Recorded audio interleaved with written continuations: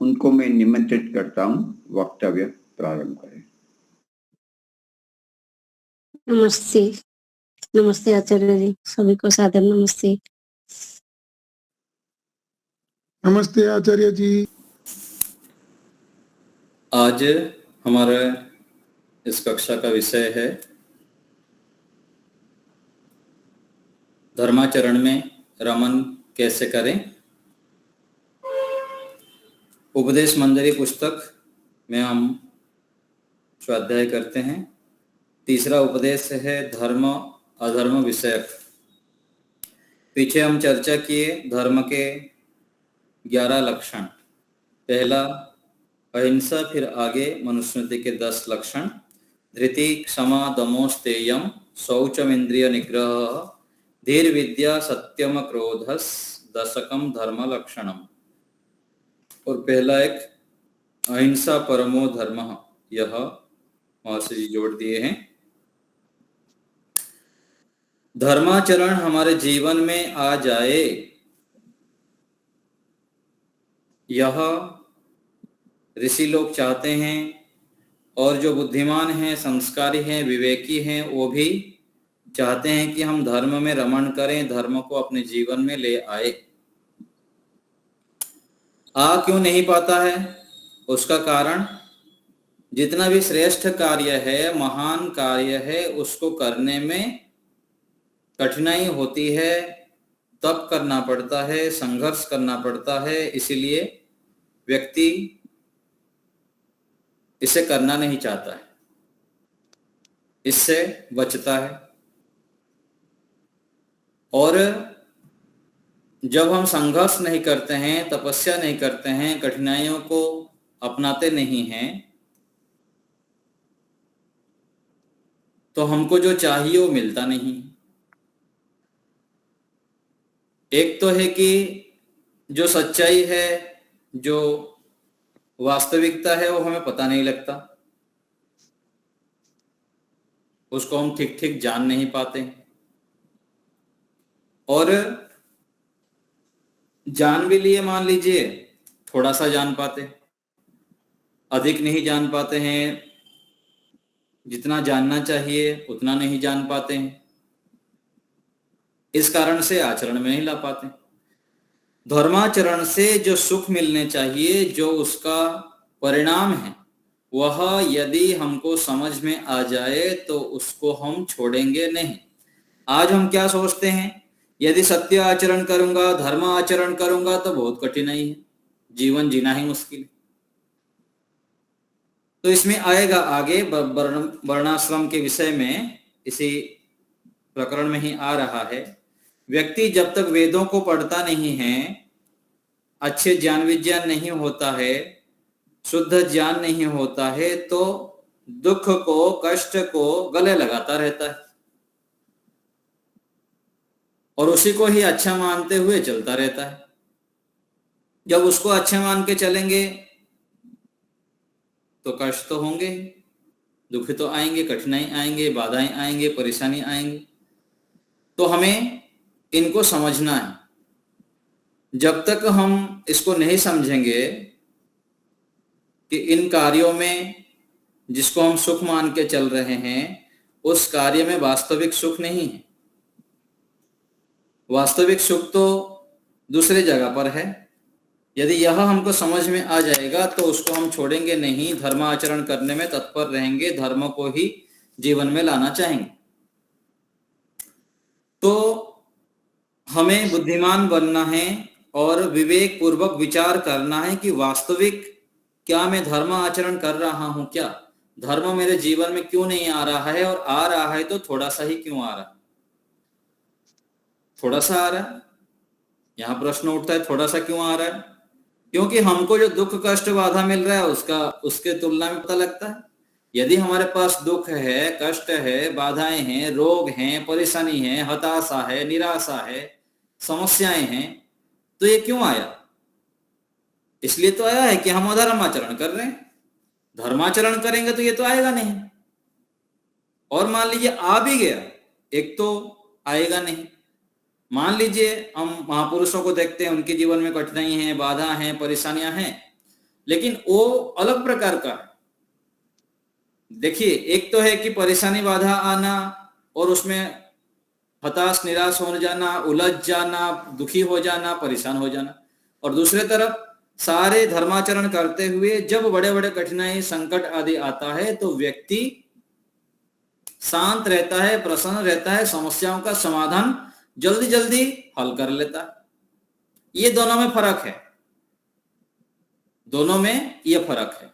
बुद्धिमत्ता पूर्वक जो धर्माचरण करता है, योगाभ्यास करता है, ईश्वर भक्ति करता है, उसके जीवन में समस्याएं आने पर वह उसको सरलता से हल कर देता है, उसको दूर कर लेता है और जल्दी से पार होके चला जाता है। तो धर्माचरण करने से जो हम मान के चले हैं वह ठीक नहीं है, और जैसा बीज बोएंगे वैसा फल मिलेगा। यदि हम अधर्माचरण रूपी बीज बोएंगे तो कालांतर में फल तो आएगा ही। इसलिए कहा गया मनुस्मृति में, धर्मम संचुनयात वाल्मीकि एवं पुत्तिका, धर्म का संचय बुद्धिमान को धरे धीरे धीरे धीरे करते रहना चाहिए। संचुनयात, चुनते रहना चाहिए, कैसे मैं धर्माचरण करूं, क्या करने से धर्माचरण होता है, उसको जान के अधिक से अधिक करना। तो धर्माचरण से अधिक सुख मिलता है, यह वास्तविकता है, और अधर्माचरण से जो दंड मिलता है वो हमको समझ में नहीं आता। परमात्मा कितना भयंकर दंड देते हैं, ये पशु पक्षी कीट पतंग आदि को जब हम देखेंगे तो समझ में आएगा कि कितने कष्ट होता है, कितनी बाधाएं होती है, कितनी परेशानी होती है अधर्माचरण करने पर। यह हमें समझ में नहीं आता। परमात्मा को कहा गया, परमात्मा जो है रुद्र है, भयंकर दंड देने वाले हैं। जो अधर्माचरण करते हैं परमात्मा उसको भयंकर दंड देते हैं, भयंकर कष्ट देते हैं। यहां मनुष्य जीवन रहते हुए तो दंड मिलता ही है। देखिए, अपना आप निरीक्षण कर सकते हैं, कभी कोई दर्द, कभी कोई समस्याएं, कभी कोई बड़े बड़े विपत्ति,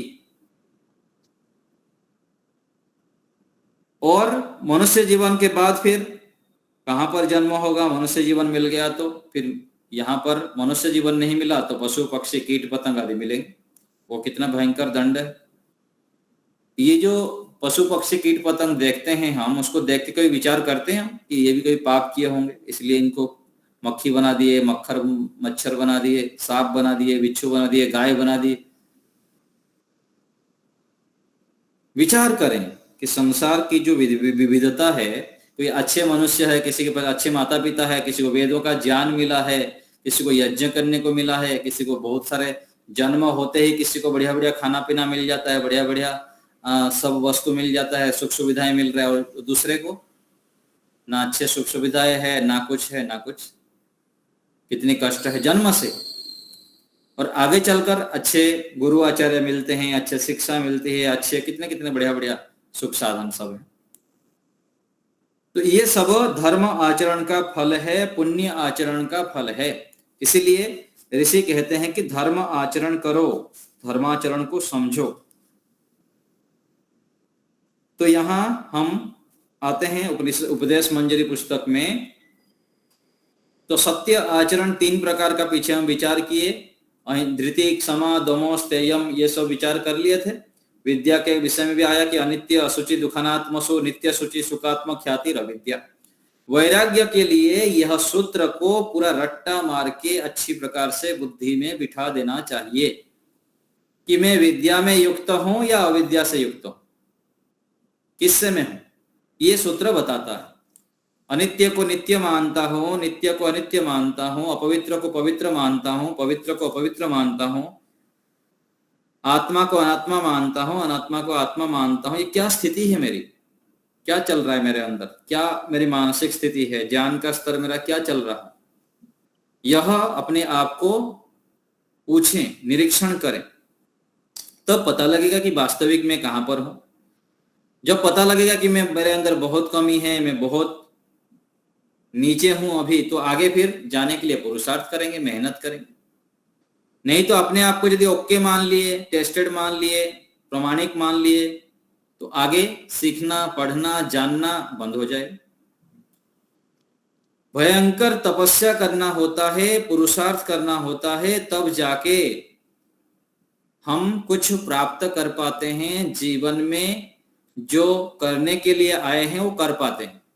नहीं तो यहाँ माया में, चक्रव्यूह में घूमते ही रहते हैं, पता नहीं लगता हम कहाँ पर हैं, क्या कर रहे हैं। इसलिए जीवन मिला था, शरीर के लिए ही सारा, संबंधों के लिए ही सारा और संसार के लिए ही सारा कर लेते हैं, सारा अपना समय सामर्थ्य दे देते हैं। तो यहां पर आया शब्द ज्ञानानुपाति वस्तु शून्यो विकल्प। विकल्प वृत्ति से हम युक्त रहते हैं। शब्द कुछ होता है, वस्तु कुछ होता है। संसार में हम जो कुछ सुनते पढ़ते हैं वास्तविकता वो होता नहीं है, लेकिन हम वास्तविकता मान लेते हैं। जैसे कहीं पर गाड़ी में हम जा रहे हैं, बोलते हैं ना कि हम दिल्ली पहुंच गए, नहीं दिल्ली आ गया बोलते हैं, जबकि हम दिल्ली पहुंचे होते हैं, लेकिन बोलते क्या है, दिल्ली आ गया। दिल्ली कहाँ आ गया, दिल्ली तो वहां पर ही था। ऐसे ही हम व्यवहार करते रहते हैं अनेक जगह पर। तो वास्तविकता वो होता नहीं है, लेकिन हम व्यवहार करते रहते हैं। ऐसे ही शरीर को ही हम मैं मान के बैठे हैं। शरीर हमारे से पृथक है, मैं आत्मा हूं, लेकिन मान के क्या चलते हैं, हम शरीर को मैं मान के चलते हैं। तो ये धर्म के 11 लक्षण बता दिए। आगे बता रहे हैं कि एतद् देश प्रसूतस्य सकाशात् अग्र जन्मनः स्वं स्वं चरित्रम शिक्षेरम पृथिव्याम सर्व मानवाः। ये कितना अच्छा यह श्लोक है। देखिए हमारे भारत, हम कितने सौभाग्यशाली हैं, भारत भूमि में जन्म लिए हैं कि यह जो भारत है, आर्यावर्त भूमि है, यह सबके जननी है, सबको ज्ञान देने वाला है। सभी विद्या, श्रेष्ठ विद्याएं सब यहां से ही गया हुआ है। और कई बार क्या होता है ना, जब व्यक्ति के पास बहुत सारे धन हो जाता है, बल हो जाता है, प्रतिष्ठा हो जाता है, तो अभिमान आ जाता है, संतुष्टि से युक्त हो जाता है। फिर क्या होता है आगे, आलस्य, प्रमाद, कामचोरी, भोग विलासिता सब आ जाता है। भारत में क्यों हुआ ये सब स्थितियां? क्योंकि बोलते हैं सोने की चिड़िया, ये वास्तविकता है। इतिहास को आप जब हम उठा के देखते हैं तो प्रत्येक घर में सोने की, जैसे चावल गेहूं आदि की बोरी थाकी मार के रखा जाता है ना, ऐसे ही भारत में सोने चांदी की थाकी मार के रखते थे। किसी घर में ताला नहीं लगता था, बताते हैं। आज भी कुछ कुछ गांव ऐसा है। इसीलिए तो सब आए थे लूटने के लिए, कितने सारे लूट के लेके गए, और आज भी ले रहे हैं, और हमसे आज भी लूट के ले रहे हैं, हमको पता ही नहीं है। ये जो मोबाइल है और बहुत सारे प्रचार सामग्री है, अलग अलग भोग विलासिता है, ये क्या है?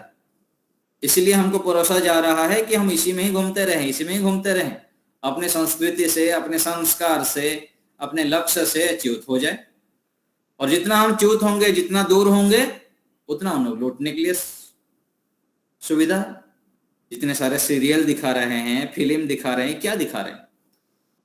जो देखते हैं वही बनते हैं। लड़ाई झगड़ा, क्राइम फाइल, ये वस्तु चाहिए, वो वस्तु चाहिए, ये सब इसी का ही परिणाम है।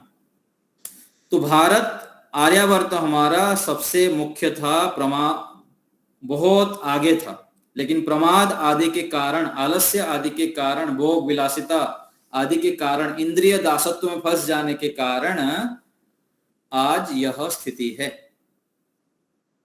और हम आज मानते हैं कि थोड़ा सा अंग्रेजी सीख लिए तो बहुत स्मार्ट मानते हैं, अंग्रेजी नहीं आता है तो सोचते हैं कुछ नहीं हो। ये सब क्या है? अज्ञानता है। केवल अंग्रेजी आ जाने से यदि सब कुछ हो जाता तो देखिए क्या स्थिति है। मुख्य चरित्र अच्छा होना चाहिए, धर्म आचरण जीवन में होना चाहिए, ईश्वर भक्ति होनी चाहिए, यही सबसे श्रेष्ठ है। तो आगे इसमें बता रहे हैं, श्लोक है, समुद्र यान कुशला देश कालार्थ दर्शिनः स्थापयन्ति तु याम वृद्धिम सा तत्र अधिगमम प्रति। इससे स्पष्ट है कि समुद्र यान आदि पहले हमारे लोग बनाया करते थे। जितने भी जहाज है, जितने सारी टेक्नोलॉजी है, हम सोचते हैं ना कि ये आगे है हमारे से, वो देश आगे है। जितने भी आज नए नए टेक्नोलॉजी बना रहे हैं, इन सबसे पहले भारत में था ये सब। आज भी भारत में नया नया चीज बना रहे हैं। हमको पता नहीं है, बहुत सारी जानकारी नहीं, और चाहे तो आज हम बहुत कुछ बना सकते हैं। तो भारत श्रेष्ठ है और हमको भी श्रेष्ठ बनना है। जहां हम हैं वहां से बहुत अधिक आगे बढ़ना है, और ये होगा धर्म आचरण से। जितना इतना हमारे अंदर धर्म आचरण को हम बढ़ाएंगे, पवित्र आचरण को बढ़ाएंगे, उतनी हमारी बुद्धि श्रेष्ठ होगी। संयम के बिना, धर्म आचरण के बिना बुद्धि में जो क्रिएटिविटी है, एक्स्ट्रा ऑर्डिनरी है, रितम भरा प्रज्ञा है, वह नहीं आ पाता है। आज हम कुछ विशेष नहीं कर पाते हैं, क्यों? अपने अपने स्तर पर हम देखें, हम कहाँ करते हैं? थोड़ा बहुत करते हैं, उसमें ही संतुष्ट हो जाते हैं। देखिए, इतिहास को उठा के देखिए और अलग अलग देशों में आज देखिए, जापान को देखिए, चीन को देखिए, कितना कुछ, कितने गति से और कितनी तीव्रता से उन लोग बढ़ रहे हैं, हम तो कल्पना नहीं कर सकते हैं। और देश में भी देखिए कितना कुछ हमारा कार्य हो रहा है, हम कहाँ बैठे हुए हैं, थोड़ा बहुत कर लेते हैं, सोचते हैं बहुत कर लिया। हमको पता नहीं है अपने सामर्थ्य, और ये सामर्थ्य कब पता लगता है कि मैं कौन हूं, मेरे अंदर कितना सामर्थ्य है? ये सामर्थ्य की जानकारी तब होती है जब व्यक्ति धर्म आचरण करता है, संयमित आचरण करता है, तपस्या करता है, योग के अंगों का अनुष्ठान करता है, धर्म के स्वरूप को ठीक ठीक जानता है, फिर पालन करता है। ब्रह्मचर्य के पालन के बिना बुद्धि में जो उत्कृष्ट प्रज्ञा है, ऋतंभरा प्रज्ञा जिसको कहा गया है, विशेष कुशलताएं हैं, नया नया ज्ञान विज्ञान है, समाज राष्ट्र के लिए कुछ विशेष करने का जो जज्बा है, वो नहीं आ पाएगा। बुझे बुझे रहेंगे, जैसे दीपक होता है, कम घी ना हो अथवा बुझने वाला हो तो कैसा स्थिति होती है? तो ब्रह्मचर्य के पालन के अभाव में, धर्माचरण के अभाव में व्यक्ति बुझे दीपक की तरह मुरझा मुरझा रहेगा। इसलिए हम धर्म आचरण को समझें, धर्म में रमण करें। आगे अधर्म के विषय में बता रहे हैं कि अधर्म क्या है। अधर्म अर्थात अन्याय, इसका विचार करना चाहिए कि अधर्म आचरण क्या क्या है, उसको ठीक से जानना, जानने से फिर बचेंगे उससे। जैसे हम कहते हैं ना, गुण दृष्टि रखना चाहिए, सबके गुणों को देखना चाहिए, गुणों को देखना चाहिए। तो कोई साइड से उठ के बोल देता है कि गुणों को देखेंगे तो दोष फिर हमारे अंदर आ जाएगा। तो वहां पर कहा जाता है, उनको बताया जाता है कि गुण दृष्टि रखना है, थोड़ा सा 1-2%, 5% केवल दोषों को ऊपर देखना है। क्यों? क्योंकि वो दोष हमारे अंदर ना आ जाए, इतने सावधान रहना पड़ता है।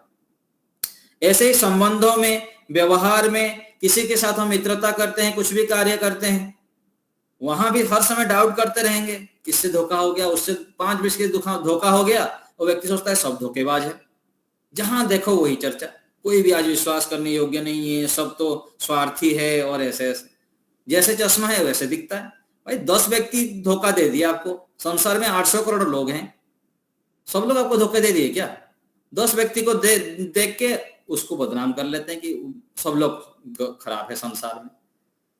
ऐसे ही किसी एक प्रांत के लोग, मान लिए 2-4 व्यक्ति गलत दिख गए तो सारे प्रांत को ही गलत बोल देंगे, ये राज्य तो पूरा खराब है, ये जिले तो पूरा खराब है, ये गांव तो पूरा खराब है। गजब हो गया भाई। उसमें से 5-10 व्यक्ति खराब निकले, आपको 2-4 व्यक्ति खराब निकले तो सारा राज्य खराब हो गया, सारा गांव खराब हो गया, सारा जिले थोड़ी खराब हुआ।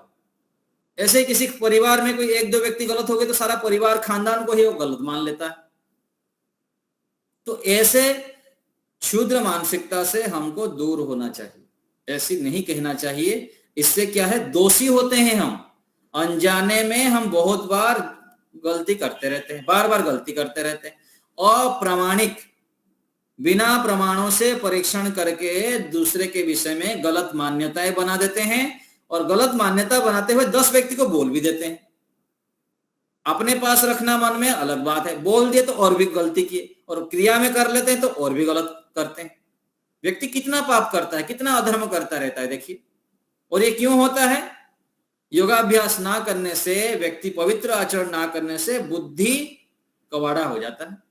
क्या करना, क्या नहीं करना, क्या सोचना, क्या नहीं सोचना, कुछ पता भी नहीं चलता। व्यक्ति जब खान पान ठीक नहीं करेगा, चरित्र को पवित्र नहीं करेगा, धर्म अधर्म को ठीक ठीक नहीं जानेगा तो क्या करेगा, बताइए। तो हमें अधर्म के स्वरूप को भी जानना है, अन्याय के स्वरूप को भी जानना है, असत्य आचरण क्या है जानना चाहिए। कितने सारे हम असत्य आचरण करते रहते हैं। देखिए व्यवहार में किसी को समय पर समय देते हैं कि मुझको इतने बजे आना है, आते नहीं। मैं आऊंगा बोल देते हैं, मैं आता हूं 10 मिनट में, आते हैं कितने बजे, आधा घंटे बाद। ये असत्य आचरण हुआ कि नहीं हुआ? पदे पदे व्यक्ति इतना गलत करता रहता है, उसको पता भी नहीं है। मैसेज कर दिया मैं आ रहा हूं, बोलते हैं ना 1 मिनट में, 1 मिनट में आ रहा हूं। 1 मिनट में कहाँ आएंगे, अब तो 10 मिनट हो गया। तो असत्य हुआ कि नहीं हुआ, अन्य आचरण हुआ कि नहीं हुआ?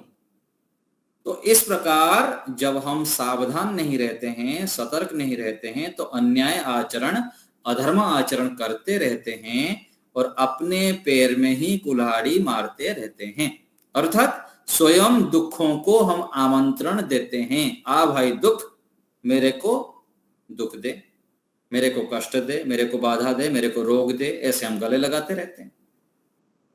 तो अधर्म का स्वरूप बता रहे हैं कि परद्रव्येषु अभिधानम मनसा अनिष्ट चिंतनम। मानसिक कर्म में 3 मुख्य धर्म है। परद्रव्येषु अभिधानम, परद्रव्य को ग्रहण करने की इच्छा, चोरी करना, ये अधर्म है। अर्थात आगे कहा गया मनसा अनिष्ट चिंतनम, लोगों का बुरा चिंतन करना, अनावश्यक चिंतन करना, मन में द्वेष करना, ईर्षा रखना, मिथ्या निश्चय करना, ये भी एक पाप है, अधर्म है। मिथ्या निश्चय कर लेते ना, इसको पिटाई करूंगा, है ना, इसको तो मैं नाश करके रहूंगा, संकल्प ले लेते हैं। वाचिक अधर्म 4 हैं। पारुष्य अर्थात कठोर भाषण करना, सब समय सब ठोर मृदु भाषण करना, ये मनुष्य को उचित है, इसलिए कठोर भाषण को छोड़ देना चाहिए। कठोर जब हम बोलते हैं और क्रोध करते हैं, इससे हमको पता नहीं है कि हमारे अंदर जो अंग प्रत्यंग है, किडनी है, हार्ट है और जो अलग अलग नस नाड़ियां है, उसके ऊपर बहुत नकारात्मक प्रभाव पड़ता है। बहुत कुछ हम इन अंग प्रत्यंग के ऊपर अत्याचार करते हैं, उसमें जो आयु है, उसके जो कार्य करने की क्षमता है, उसमें हम हानि पहुंचाते हैं। यह हमको पता नहीं, लेकिन चिल्लाते रहते हैं, कठोर बोलते रहते हैं, जोर जोर से बोलते रहते हैं, अनावश्यक बोलते रहते हैं, कितनी हानि करते हैं। तो किसी अंधे को अंधा ऐसा कहकर पुकारना निसंदेह सत्य है, परंतु कठोर भाषण होने के कारण अधर्म है। अनृत भाषण अर्थात झूठ बोलना, पैशून्य अर्थात चुगली करना, असंबंध प्रवाह, जानबूझकर बात को उड़ाना, ये सब वाचिक अधर्म है। शारीरिक अधर्म क्या है? चोरी करना, हिंसा करना, सब प्रकार से क्रूर कर्म करना और गलत आचरण करना, व्यभिचार आदि करना। किसी मनुष्य ने अपने खेत की जमीन में ना बोकर अपना बीज लेकर दूसरे की जमीन में बोया, तो उसे हम क्या कहेंगे? क्या उसे हम मूर्ख नहीं कहेंगे? अपने, ये कुछ ऐसे बातें लिखा हुआ है। तो हमको दूसरे के वस्तुओं को इच्छा नहीं करना चाहिए, दूसरे के वस्तु के ऊपर हक नहीं जमाना चाहिए। तो बुद्धि का प्रयोग करने पर, बुद्धि को जब हम कुशल बनाते हैं, प्रज्ञावान बनते हैं, तो ये समझ में आता है कि हमको गलत काम नहीं करना है, दूसरे के प्रति गलत व्यवहार नहीं करनी, अन्याय आचरण नहीं करना है। आगे कह रहे हैं कि धर्म के 3 स्कंद है, यज्ञ, अध्ययन और दान। यज्ञ अर्थात होम, यज्ञ करने से वायु शुद्धि होकर देश में बहुत ही वृष्टि होती है। मीमांसा और ब्राह्मण आदि ग्रंथों में मंत्रमयी देवता तो मानी है और विग्रहवती देवता कहीं भी नहीं मानी है। इस व्यवस्था के अनुसार शास्त्रकारों ने बहुत झगड़ा किया है। यज्ञेन यज्ञम अयजंत देवाः, इस पुरुष सूक्ति ऋचा में यह बताया गया है कि यज्ञ हमें करना चाहिए। अग्निहोत्र से, यज्ञ से जो लाभ होता है, यह भी हमको समझ में नहीं आता है। थोड़ा बहुत समझ पाते हैं, कितना समझते हैं? बहुत थोड़ा। जो दैनिक अग्निहोत्र करते हैं उनको भी पता नहीं क्या लाभ होता है, क्या लाभ हम इससे ले सकते हैं। यज्ञ करते समय ध्यान कर सकें, जप करते समय जिस संकल्प से हम युक्त होते हैं, जिस भावना से युक्त होते हैं, वो शीघ्रता से हमारा फलित हो जाता है। यह हम कितना समझते हैं? यज्ञ करते समय क्या उतने उच्च विचारों के साथ हम यज्ञ करते हैं, श्रेष्ठ विचारों के साथ यज्ञ करते हैं क्या? नहीं कर पाते हैं। बस जो भी अग्निहोत्र करते हैं थोड़ा बहुत आ गए, सामान रख दिए, अग्नय स्वाहा सोमाय स्वाहा कह दिए, लेकिन उसके भाव को भी कहाँ हम समझते हैं, अर्थ के ऊपर कहाँ विचार करते हैं। उस यज्ञ करते समय हम अपने अंदर क्या ये भावना होती है कि परमात्मा ने कितनी बड़ी कृपा किए हैं, कितना श्रेष्ठ कर्म करने का मुझे सुअवसर दिए हैं, ये विचार हम भाव क्या ला पाते हैं? देखिए जो दैनिक अग्निहोत्र करते हैं अपने मन में थोड़ा सा टटोल के देखिए। मैं भी करता हूं, मेरे ऊपर भी लागू होता है ये। तो हमको जितना इतना कमी है यज्ञ करते समय जो भावना, उत्कृष्ट भावना रखनी चाहिए, जिन दिव्य भावना उस मंत्रों में दिया गया है, ईश्वर स्तुति प्रार्थना मंत्र आदि में, उनको गहराई से अनुभव करते हुए अर्थ विचार पूर्वक अथवा अर्थ भाव रूप में भी अर्थों को विचार करें। उसमें जितना अर्थ विचार करेंगे, जितना हम समर्पित हृदय से बृहत भावना से युक्त होकर उस क्रियाओं को करेंगे, उससे हम अधिक लाभ ले पाएंगे। तो अग्निहोत्र एक बहुत श्रेष्ठ कर्म है। आगे है अध्ययन। अध्ययन अर्थात लड़कों को पढ़ाना, वैसे ही लड़कियों को भी पढ़ाना।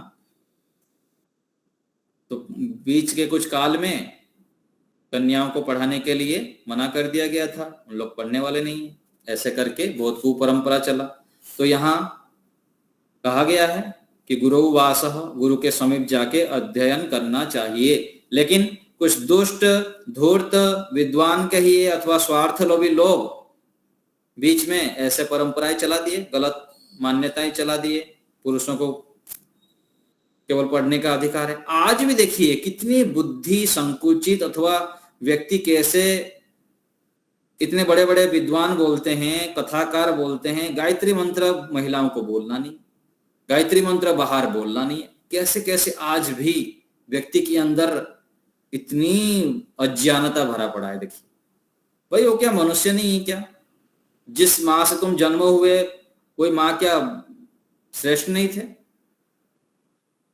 आप ऐसे कैसे देखिए क्षुद्र मानसिकता है। महिलाओं को गायत्री मंत्र बोलने की अधिकार नहीं, और भी कितने सारे पाखंड। तो गार्गी, सुलभा, मैत्रेयी, कात्यायनी आदि बड़ी बड़ी सुशिक्षित स्त्रियां होकर बड़े बड़े ऋषि मुनियों की शंकाओं का समाधान करती थी, केवल अभी नहीं, बहुत पूर्व समय में भी। लेकिन दुर्भाग्य है। तो ब्रह्मचर्येण कन्या युवानम विंदते पतिम, यह विधान है। तो जो गृहस्थ में जाते थे उनको बहुत कुछ पढ़ना होता था, पुरुषों को भी स्त्रियों को भी, दोनों को पढ़ने के बाद ब्रह्मचर्य पालन करते हुए, अच्छी तपस्या करते हुए गृहस्थ आश्रम में जाना होता था। और इसमें लिखा भी गया यथेमाम वाचम कल्याणीम आवदानी जनेभ्यः, सभी के लिए पढ़ने का अधिकार है। बिना पढ़े, बिना ज्ञान के जब हम गृहस्थ में जाएंगे अथवा संसार में रहेंगे तो गड़बड़ करेंगे।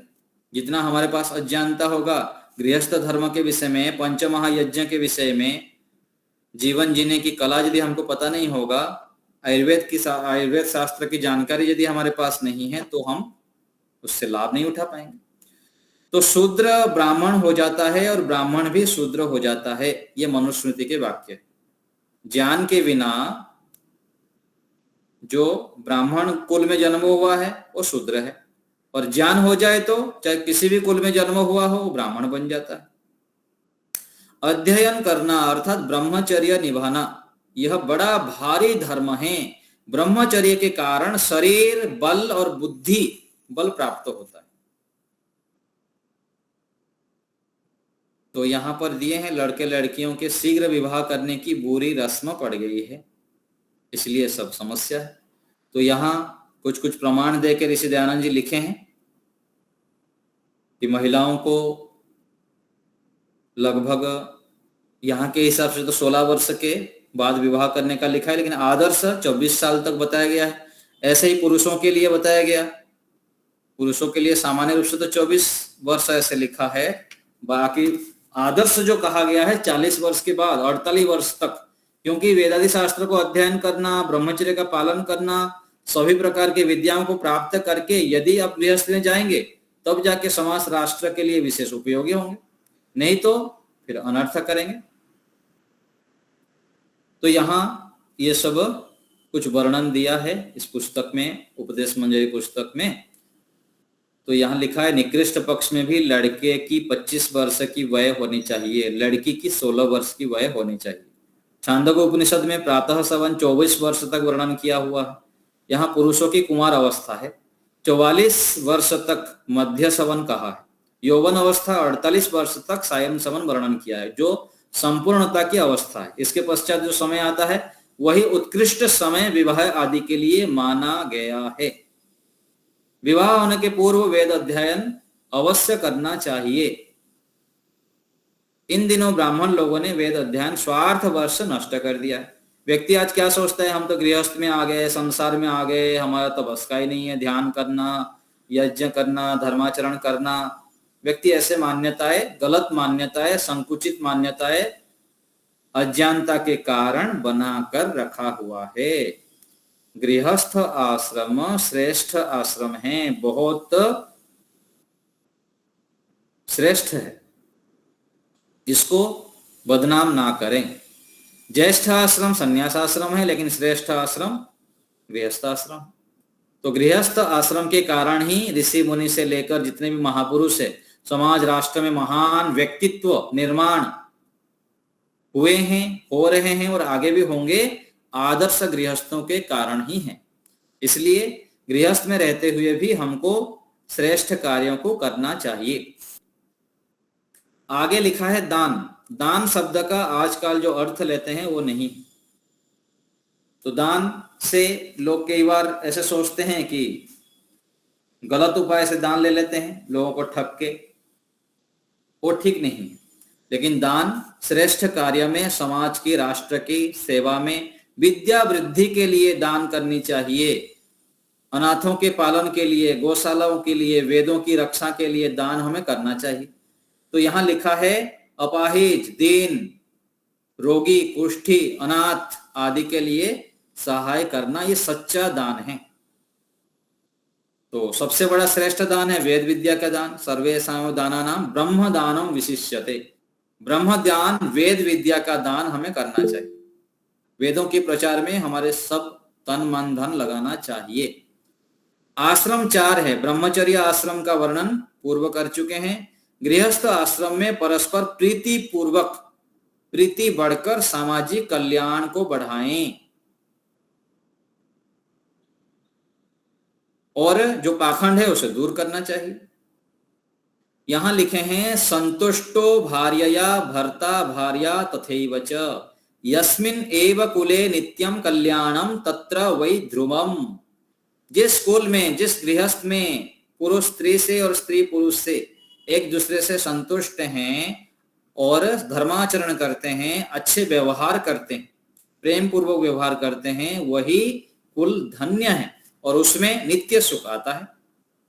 तो यहां पर क्या होता है, जब गृहस्थ की बात आती है, चाहे कहीं भी संबंधों में बात आता है, तो हम दूसरे को दोष देते हैं कि मैं तो ठीक हूं लेकिन ये मानते नहीं है, ये सुधरते नहीं है, बार बार बताता हूं फिर भी समझते नहीं। तो यहां पर थोड़ा सा रुक के जो विचार करेंगे, दूसरे को हम जितना समझाते हैं यदि हम उतना समझ लेना तो कल्याण हो जाए। पहले हम समझ जाएं, हम मजबूत बन जाएं, हम धर्माचरण करने लग जाएं, हम तपस्या करने लग जाएं, हम अपने आचरण को दिव्यता की ओर ले जाएं, फिर दूसरा तो तुरंत सुधर जाएगा। जैसे कोई बच्चे को सुधारने के लिए माँ और पिताजी कितने मेहनत करते हैं। यदि उनको बोल दिया जाए कि आपके जीवन में सबसे बड़ा बुराई क्या है बताओ, आप अपना निरीक्षण करिए और उस बुराई को आप आज छोड़ दो, क्या आप छोड़ सकते हैं? यदि ये निरीक्षण करेंगे तो छोड़ नहीं सकते हैं। यदि हम अपने सबसे बड़े बुराई को छोड़ने में असमर्थ हैं तो दूसरे से क्यों इतना अपेक्षाएं रखते हैं कि ये जल्दी से छोड़ दें? छोड़ दें ये चाहना चाहिए, लेकिन जो हम तड़प होता है कि क्यों नहीं छोड़ रहे हैं, तो जन्म जन्मांतरों से इसी जीवन में भी अनेक बार वो प्रवृत्ति करते करते उनके अंदर वो स्वभाव दृढ़ हो गया है। जैसे हमारे अंदर होता है बहुत सारे कर्म, ऐसे ही दूसरे के अंदर भी है। तो हम दूसरे से ऐसे अपेक्षाएं रखना ठीक नहीं, समय आने पर हो जाएगा। और वो जो दूसरे को हम सुधारना चाहते हैं, पहले यदि हम आदर्श बन जाते हैं, अपने गुणों को बढ़ा देते हैं और उनके प्रति आदर्श बन जाते हैं उनके सामने, अर्थात हम अपने गुणों को बढ़ाते हुए दूसरे व्यक्ति हमसे जो नहीं चाहता है हम ऐसे करने लग जाएं, उनको अपने अनुकूल बना देते हैं, तो फिर प्रेम से वो दोष उनको हम हटा सकते हैं, दूर करा सकते हैं। बच्चों के अंदर भी दो पक्ष होता है समाज में अथवा सभी जगह पर, कि एक तो है कि दंड के बिना कोई सुधरता नहीं, ये एक पक्ष है, और दूसरा है प्रेम से समझाकर और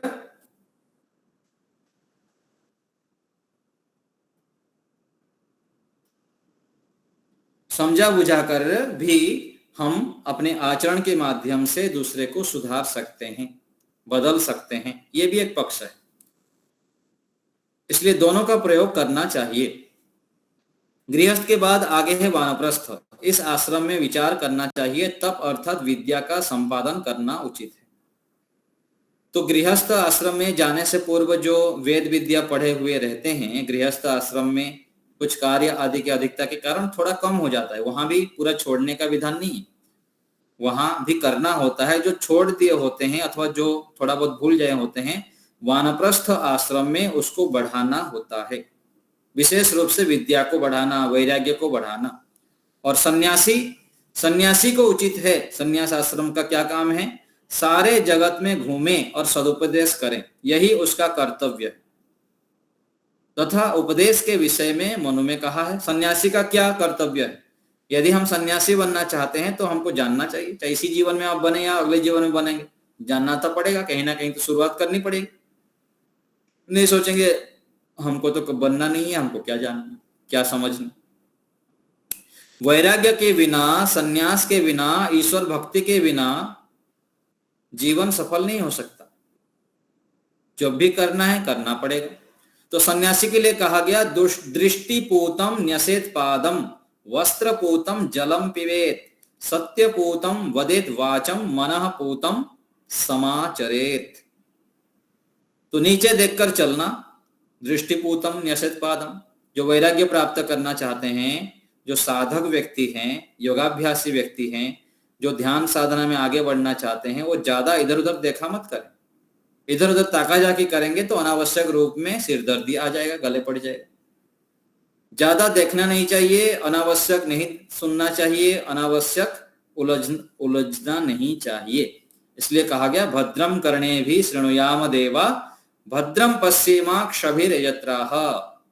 भद्र भद्र ही देखें, अनावश्यक देखा देखी करेंगे, अनावश्यक चिपक के सुनते हैं ना, मतलब दीवार के पीछे छुप के मेरे विषय में कुछ बोल तो नहीं रहा है, मेरे विषय में क्यों बोल दिया ऐसे ऐसे हम करके क्या है उलझ जाते हैं। ज्यादा संसार में उलझना नहीं चाहिए, तो नीचे देखते हुए चलना चाहिए। वस्त्रपूतम जलम पीबे, जल को छान कर पीना चाहिए। आजकल तो फिल्टर लग गया, लेकिन आगे के समय में ऐसे नहीं होता था, इसलिए जल को छान के पीने के लिए विधान। सत्यपूतम वदेत वाचम, वाणी बोलते समय बहुत सावधानी से बोलें, मैं क्या बोल रहा हूं। यही सबसे बड़ी असावधानी हम कर लेते हैं, कुछ भी बोल देते हैं उठक और पटक, बिना प्रमाणों के, अनावश्यक रूप में, प्रकरण के रहित होकर कुछ भी बोल दिए। और देखिए मित्र साथियों में जो बात करते रहते हैं और अलग अलग समय में कितने सारे अनावश्यक बातें करते रहते हैं, व्यर्थ की बातें करते हुए अपने ऊर्जा समय व्यर्थ करते हैं। परमात्मा क्या सोचते होंगे, कितने सारे खाता में एंट्री होता होगा, सोचिए कितना हम संस्कारों को बिगाड़ देते हैं। इसलिए कहा गया सत्यपूतम वदेत वाचम, वाणी का प्रयोग बहुत सावधानी से करें, इससे हमारी ऊर्जा बहुत खत्म हो जाती है। हमारे अंदर इतनी परमात्मा ने ऊर्जा दिए हैं, इतना सामर्थ्य दिए हैं, हम सारे इंद्रियों से ऐसे ही बहाते रहते हैं। एक एक मनुष्य के व्यक्तित्व को आप कभी सोचने का प्रयास करें। बड़े बड़े महापुरुष जो हुए हैं, आज के समय में देखिए हमारे प्रधानमंत्री जी हैं, योगी जी मुख्यमंत्री जी हैं, और भी कितने बड़े बड़े दिव्य महापुरुष हैं। एक एक व्यक्ति का कितना ओरा है, कितना ओजस है, कितना तेजस है। वाणी बोलते ही विश्व के ऊपर प्रभाव पड़ता है। एक व्यक्ति ही तो है हमारी तरह। कहां से आया ये सब? कैसे आता था? सोचिए, हमारे अंदर क्यों नहीं आता है? हमारा कोई मानता ही नहीं बात। घर में ना पति मानते हैं, ना पत्नी मानते हैं, ना बच्चे मानते हैं, ना कहीं ऑफिस आदि में काम करते, कोई सुनने वाला है, ना कोई प्रभावी नहीं है हमारा। क्यों नहीं है प्रभाव? क्योंकि हम अनावश्यक रूप में इन सबको व्यर्थ गवा देते, अपने वेलों को, अपने जो वजन को ढीला करके रखें। संयम से, सदाचार से, तपस्या से, श्रेष्ठ आचरण से व्यक्ति का जो व्यक्तित्व होता है वो निखारता है, शिखर पर जाता है, महान बन जाता है, दिव्य बन जाता है, वो सामान्य नहीं रह जाता है। इसलिए हम योगाभ्यास करें, धर्म आचरण करें, पवित्र आचरण करें, संयमित रहें, सावधानी से जीवन को जिए, सावधानी से जिए, तब हमारे व्यक्तित्व में निखार आएगा और अपने जीवन को हम बहुत अधिक आगे ले पाएंगे, श्रेष्ठता के शिखर पर ले पाएंगे। तो इसलिए कहा गया कि सत्यपूतम वदेत वाचम, आगे है मनः पूतम समाचरेत, मन से विचार करके अच्छी प्रकार से आचरण करें।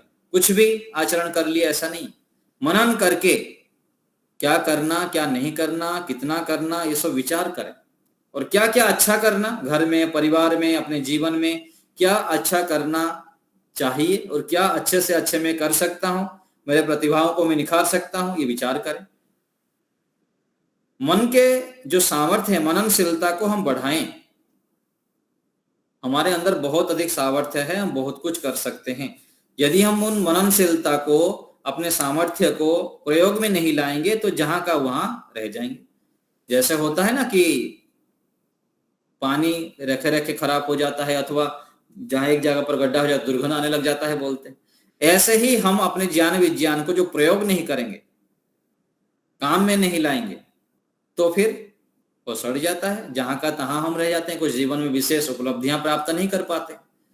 तो मन में श्रेष्ठ विचार, दिव्य विचार, समाज राष्ट्र के लिए, परिवार के लिए कुछ नया करने की, कुछ विशेष करने का कब आता है? जब हम धर्म अधर्म के स्वरूप को ठीक ठीक जानते हैं। तो यहां पर इस प्रकरण में बताया गया कि धर्म क्या है, अधर्म क्या है। तो धर्म आचरण को हम अपने जीवन का एक अंग बना दें, धर्म में ही रमण करें। सुबह से उठकर रात तक जो हम कर्म करते हैं उसमें कितना अधिक हम धर्माचरण को बढ़ा सकते हैं उसको समझें। और कहां कहां अधर्म होता है, कहां कहां मैं आलस्य, प्रमाद, अनावश्यक कार्यों में मैं अपने समय सामर्थ्य को नष्ट करता हूं, अधर्माचरण करता हूं, उसको देखें, पहचानें। और पहचानते हुए अधर्म को छोड़ना है, धर्म को पकड़ना है। जितना जितना धर्म को हम पकड़ेंगे, अधिक मात्रा में धर्माचरण में रमण करेंगे, धर्म में स्थित हो जाएंगे, उतना शीघ्रता से हम अपने जीवन को शिखर की ओर ले जाएंगे, सफल बना सकते हैं। तो इस प्रकार आज हम कुछ चर्चा किए। धर्माचरण, अधर्माचरण दोनों को जानकर हम धर्माचरण को जीवन में ले आए, इससे हम सफल हो सकते हैं। आज यहीं रखते हैं। बहुत ही सुंदर। धर्माचरण कितना उपयोगी है, बहुत अच्छी तरह से विस्तार से आपने समझाया।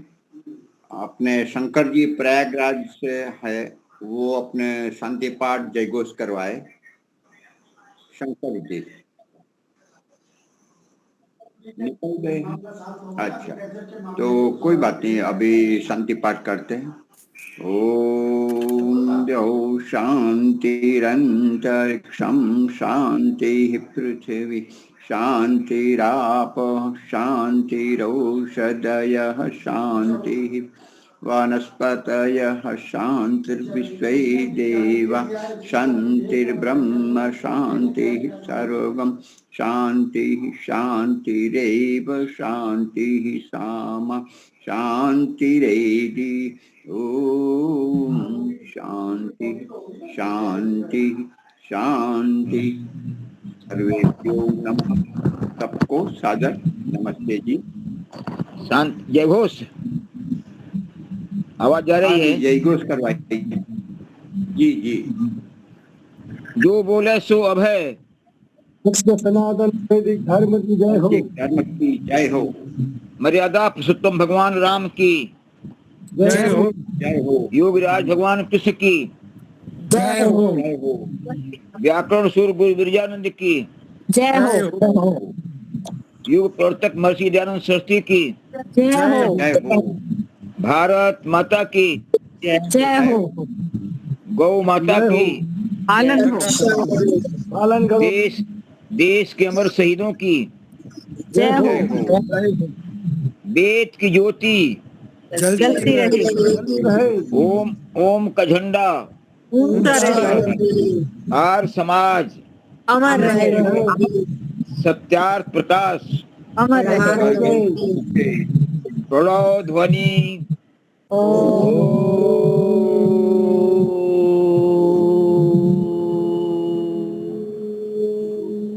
वैदिक अभिवादन सबको सादर